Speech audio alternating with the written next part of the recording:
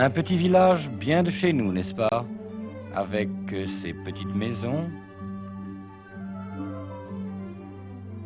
son petit bureau de poste, la petite foule des gens du pays, des jeunes surtout, qui s'y assemblent, s'y retrouvent à l'heure du courrier. La petite... Les enfants qui vont en classe en rang bien sage.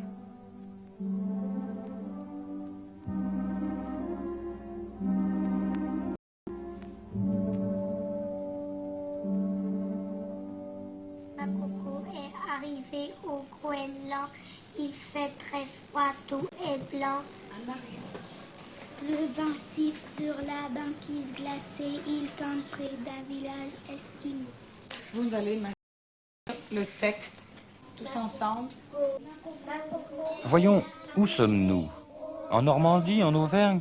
Tout de même pas. France, pourquoi pas?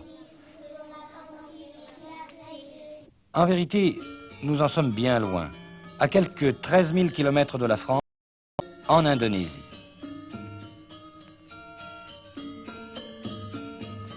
Nous sommes presque sous l'équateur, à 112 kilomètres de la capitale de l'Indonésie, Jakarta, dans un village bien français qui s'appelle Jatiluhur. Cette situation équatoriale explique que la maîtresse d'école soit amenée à donner des définitions insolites. Lorsque vous pénétrez dans une pièce climatisée, vous sentez une température dans la pièce, il y fait froid.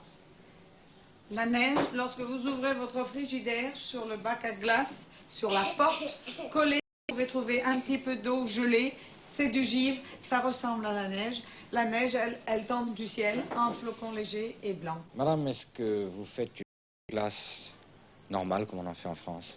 Monsieur, absolument. Nous suivons les programmes, nous avons le même emploi du temps. Exactement comme la France. Est-ce que les élèves ici, qui sont français bien sûr, réagissent de la même façon que les petits en France? Oh oui, je pense. On a beaucoup de temps à leur consacrer. Et ils ne sont pas très nombreux. Oh si, nous avons de très belles classes, je crois, pour un cours préparatoire. 30 enfants, je pense que c'est énorme. Jusqu'où va l'enseignement ici? L'enseignement va jusqu'au bac, puisque maintenant on fait même les cours par correspondance, avec des cours, avec des professeurs qui font des cours.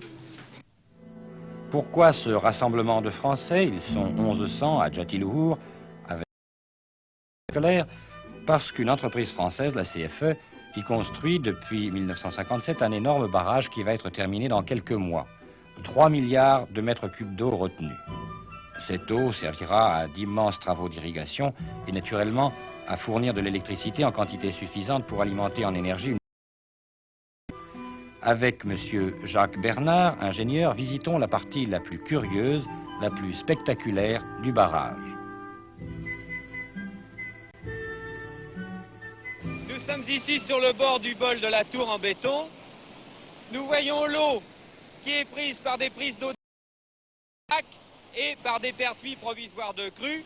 L'usine hydroélectrique se trouve à 50 mètres sous nos pieds, toujours à l'amont du barrage. La présence d'un millier de Français au milieu de 10 000 ouvriers indonésiens pose évidemment des problèmes humains d'abord, comme le dit le directeur du chantier, M. Henri Buellet. Sur le plan indonésien au sens général, il faut dire que l'Indonésie est un pays de gens intelligents, de gens qui aiment apprendre, de gens qui apprennent même très très vite. Par contre, ces gens d'un encadrement, d'une surveillance de tous les instants, et c'est là un de nos rôles principaux en Indonésie. Est-ce que ça a posé des problèmes particuliers sur le plan humain? Est-ce que les Indonésiens ont bien accepté cet enseignement, dirons-nous? Assez bien. Et je dois dire que dans ce domaine-là, les Européens, d'autre part, ont bien réagi. Il faut considérer, sous cet angle aussi, que le problème pour les Européens est un problème difficile. La vie en Indonésie, en Extrême-Orient, est basée sur des principes qui sont différents de ceux que nous connaissons et de ceux qui nous font réagir en Europe. Les premières phases de de nos installations ont donc consisté à essayer de nous adapter pour comprendre ces gens-là, parce que pour faire comprendre en définitive, la meilleure des solutions, c'est déjà de comprendre soi-même. Monsieur, d'où est-ce que vous êtes originaire? Dijon. De savoir. De Nice. Normandie. Monsieur et Madame Dos Santos, vous venez directement d'Algérie, je crois. Direct. Vous vous plaisez en Indonésie? Oui, c'est un beau pays, oui, je me plais. Pas trop, madame? Non, pas du tellement. tout, Je j'ai change pas l'habitude. tellement de celui d'Afrique du Nord. Oui, ma foi, on s'y plaît. Enfin, ça ne vaut pas la France, mais enfin, on s'y plaît. Oui, pas mal, oui, c'est pas mal. Je me déplais pas. Vous vous plaisez, là? Non. Non, non. Pourquoi? Oh, drôle de pays. Est-ce que vous avez des Indonésiens sous vos ordres, enfin, que vous faites travailler? Oui, j'en ai quelques-uns. Que pensez d'eux? Ben, c'est-à-dire, ils ont encore du temps à l'attraper. Est-ce qu'ils travaillent bien? Ils se mettent en grève pour un oui, pour un non. Évidemment, il ne faut pas leur demander quelque chose de compliqué, mais autrement, ils apprennent très vite. Tout ce qu'on leur demande, ils le font. Pas plus. Parfois, si on française, ce sont des petits manœuvres. Est-ce que vous gagnez bien votre vie ici? En principe, c'est pour ça que je reste ici. Français, qu'ils soient en zone tempérée ou sous l'équateur, les Français aiment bien manger. Nous avons quelques petites difficultés à surmonter, mais enfin, nous arrivons à nous ravitailler correctement. Quelle sorte de cuisine faites-vous? Cuisine française uniquement, Et vous servez des produits locaux? des produits locaux. Et il n'y a pas de plat que vous n'arriviez pas à faire ici? Si, il y a quelques plats que nous n'arrivons pas à faire. Le filet de sole ou le homard à l'américaine, mais enfin, on arrive à s'en passer. Et le beefsteak pommes frites? Le beefsteak pomme frites, c'est courant.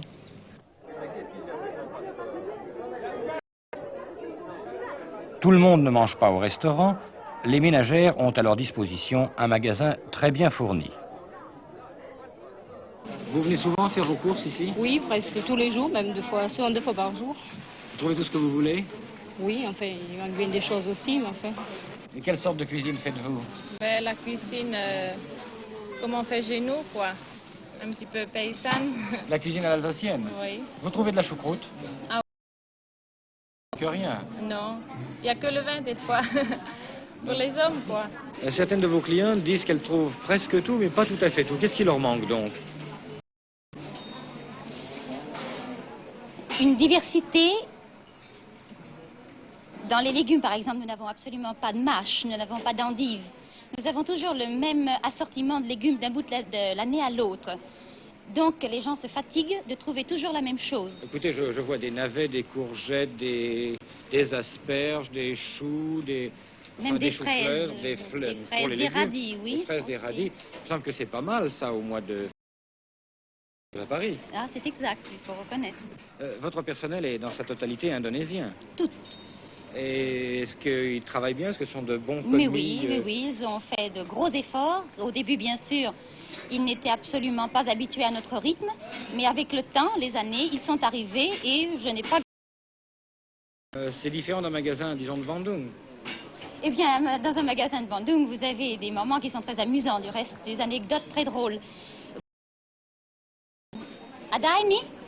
On vous répond Tida Ada. Vous regardez bien? Qu'est-ce que ça veut dire ça, pardon? Tida Ada? Ça veut dire qu'il n'y en a pas. Le rayonnage, vous-même, vous vous apercevez que l'article demandé est là. Mais ils n'aiment pas beaucoup se déranger, tout simplement. Telle est la vie de Jatiluhur. Mais Jatiluhur n'est pas la seule réalisation française en Indonésie. Il s'en faut.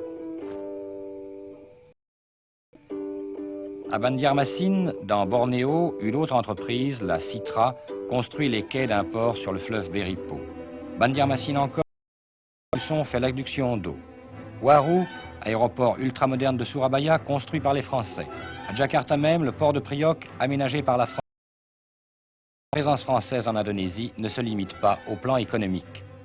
Monsieur Sautreuil, combien avez-vous d'élèves à l'Alliance française? Bien, nous avons 1000 élèves inscrits à Jakarta, environ 500 dans les 9 autres alliances de l'Indonésie.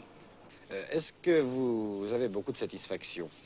Oui, nous avons beaucoup de satisfaction parce que si nos moyens étaient plus importants, nous pourrions avoir beaucoup plus d'élèves. Il y a beaucoup d'intérêt pour la langue française et aussi pour la France. On vient de découvrir la France en Indonésie et nous faisons un effort justement pour montrer aux Indonésiens que si nous avons une culture littéraire, nous avons aussi une très grande culture scientifique. C'est notre problème actuel.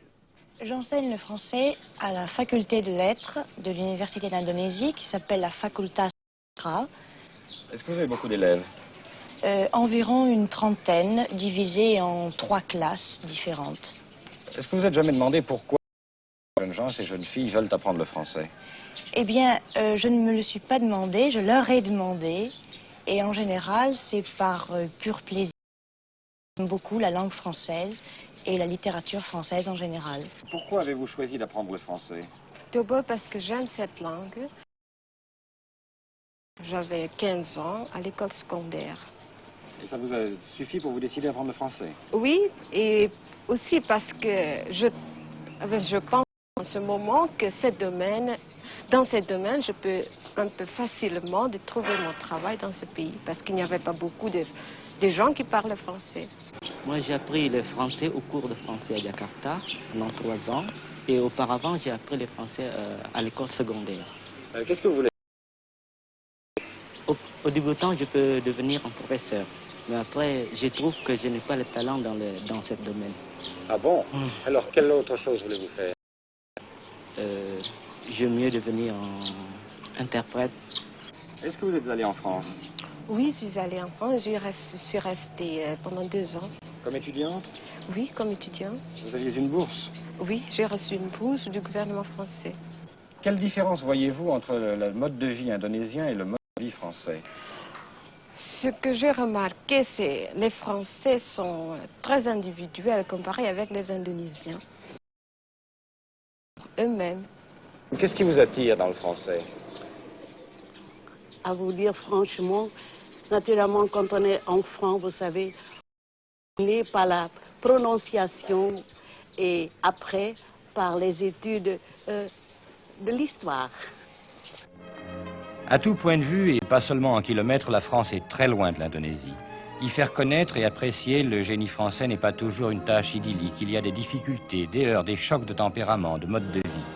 L'essentiel, c'est que le bilan est finalement positif.